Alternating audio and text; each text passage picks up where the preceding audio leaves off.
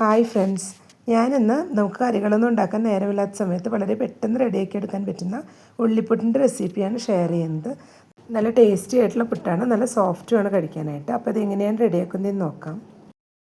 ആദ്യം നമുക്കിതിലോട്ടുള്ള സവാളയൊന്ന് വഴറ്റിയെടുക്കണം. അതിനായിട്ട് ഞാനിപ്പോൾ ഒരു പാൻ വെച്ച് 2 ടേബിൾ സ്പൂൺ വെളിച്ചെണ്ണ ഒഴിച്ചു കൊടുത്തിട്ടുണ്ട്. ഇതിലോട്ട് ആദ്യം നമുക്ക് സവാള ഇട്ട് കൊടുക്കാം. ഞാനിവിടെ തിന്നായി കട്ട് ചെയ്ത് വെച്ചിട്ടുള്ള 3 സവാളയാണ് ഇട്ട് കൊടുക്കുന്നത്. 10 വലിയ ചുവന്നുള്ളി കട്ട് ചെയ്ത് വെച്ചതും കൂടെ ചേർത്ത് കൊടുക്കുന്നുണ്ട്. ചുവന്നുള്ളി കൂടെ ചേർത്ത് കൊടുക്കുമ്പോൾ കുറച്ചുകൂടെ നല്ല ടേസ്റ്റ് ആയിരിക്കും. സവാള നമ്മൾ നന്നായി തിന്നായി തന്നെ കട്ട് ചെയ്തെടുക്കണം. അപ്പോഴാണ് പെട്ടെന്ന് ഇത് നല്ല ബ്രൗൺ ഷെയ്ഡായി വരുന്നത്.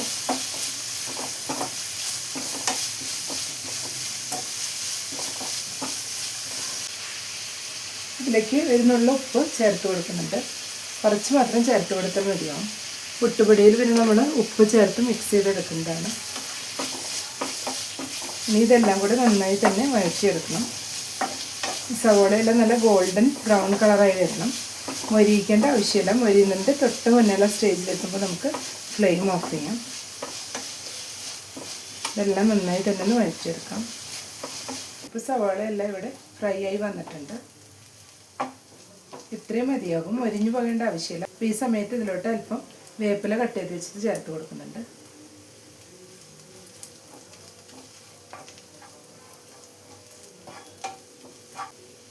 ഒരു ടീസ്പൂൺ മുളക് പൊടി ചേർത്ത് കൊടുക്കുന്നുണ്ട്.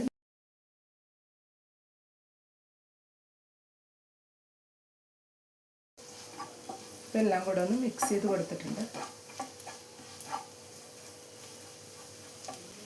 ഇതിലോട്ട് ഞാനിനി 1/2 കപ്പ് തേങ്ങ കൂടെ ചേർത്ത് കൊടുക്കുന്നുണ്ട്.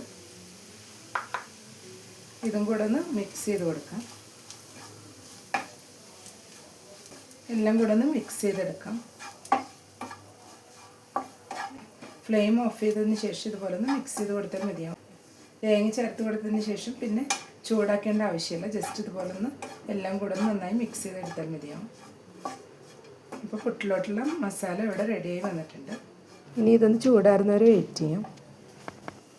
ഇനി നമുക്ക് പുട്ടുപൊടി നനച്ചെടുക്കാം. ഇതിനായിട്ട് 1 കപ്പ് പുട്ടുപൊടി എടുത്തിട്ടുണ്ട്. പുട്ടുപൊടിയിലേക്ക് പിടിക്കാനുള്ള കുറച്ച് ഉപ്പും കൂടെ ചേർത്ത് കൊടുക്കാം. എല്ലാം കൂടെ ഒന്ന് മിക്സ് ചെയ്ത് കൊടുത്തിട്ടുണ്ട്. ഇനി പുട്ടുപൊടി എടുത്ത അതേ കപ്പിൽ തന്നെ 2 കപ്പ് വെള്ളം കൂടെ ഒഴിച്ചു കൊടുക്കാം. 1 കപ്പ് പുട്ടുപൊടിക്ക് 2 കപ്പ് വെള്ളമാണ് ഒഴിച്ചു കൊടുക്കുന്നത്.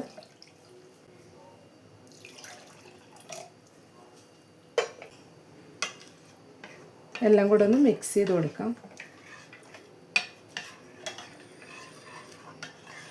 ഇതിലേക്ക് 1 കപ്പ് പുട്ടുപൊടിക്ക് 2 കപ്പ് വെള്ളമാണ് ചേർത്ത് കൊടുത്തിട്ടുള്ളത്. ഓരോ പുട്ടുപൊടിക്ക് അനുസരിച്ച് ചിലപ്പോൾ കുറച്ചൊരു മാറ്റം വരാം. ഇനി നമുക്കിതൊരു 15 മിനിറ്റെങ്കിലും ഒന്ന് റെസ്റ്റ് ചെയ്യാൻ വെക്കണം. ഇപ്പോൾ ഒരു 15 മിനിറ്റ് ആയിട്ടുണ്ട്. പുട്ടുപൊടിയെല്ലാം ഇവിടെ സെറ്റായി വന്നിട്ടുണ്ട്.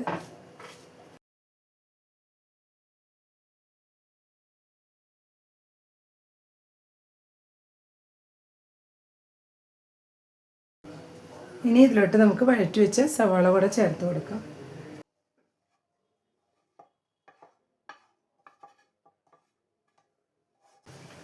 ഇനി ഇത് നന്നായി തന്നെ എല്ലാം കൂടെ ഒന്ന് മിക്സ് ചെയ്തെടുക്കാം.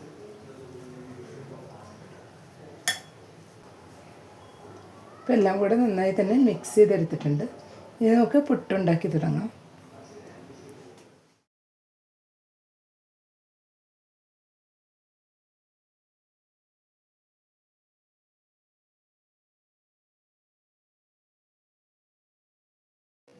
ഇപ്പോൾ എല്ലാം ഒന്ന് ഫില്ല് ചെയ്ത് കൊടുത്തിട്ടുണ്ട്. ഇനി നമുക്കിതൊന്ന് സ്റ്റീം ചെയ്തെടുക്കാം. ഇപ്പോൾ സ്റ്റീം ചെയ്തെടുത്തിട്ടുണ്ട്. ഇനി നമുക്കിതൊരു പ്ലേറ്റിലോട്ട് മാറ്റാം.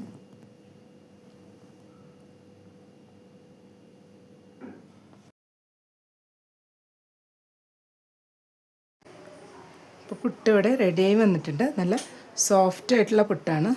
ഇത് കഴിക്കാനായിട്ട് നമുക്ക് പ്രത്യേകിച്ച് കറികളുടെ ഒന്നും ആവശ്യമില്ല. പപ്പടം കൂടെ ചേർത്ത് കഴിക്കുമ്പോൾ നല്ല ടേസ്റ്റ് ആയിരിക്കും. അപ്പോൾ എല്ലാവരും ഈ രീതിയിലൊന്ന് ട്രൈ ചെയ്ത് നോക്കുക. ഇഷ്ടപ്പെട്ടെങ്കിൽ ലൈക്ക് ചെയ്യാനും ഷെയർ ചെയ്യാനും സബ്സ്ക്രൈബ് ചെയ്തും സപ്പോർട്ട് ചെയ്യാനും മറക്കരുത്. താങ്ക്